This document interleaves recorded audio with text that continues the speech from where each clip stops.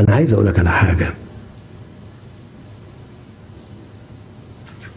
اوعى تزعل يا طارق. يعني هو انتوا بتحبوا شعبنا اكتر مننا؟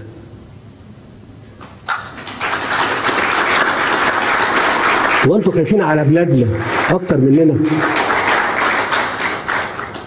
لا وانا بكلم للي بيسمع، مش ليك يا طارق. انتوا خايفين على بلادنا اكتر مننا؟ احنا بلادنا مش لاقيه تاكل، مش قاعدين تساعدونا.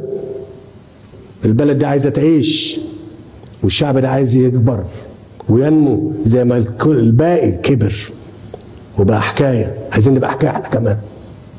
محدش يعيقنا ويعرقلنا بالكلام ده. وعشان كده قلت اعملوا لجنه وشوفوا الكلام ده ويبقى تعلنوا النتائج بتاعتها. لكن تاني بقول محدش هيحب شعب مصر اكتر مننا، بس احنا بنحبه صح. بنحبه ايه؟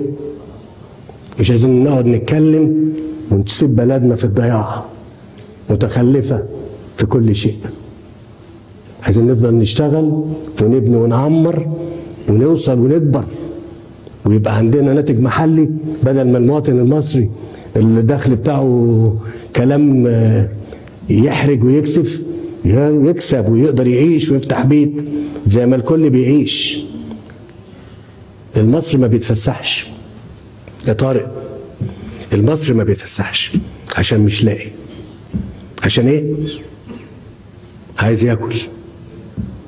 عايز ايه؟ حد يقول كده وانا بفهم؟ بقول كده لان دي قضاياي ان انا اخد بايدي البلد دي لقدام.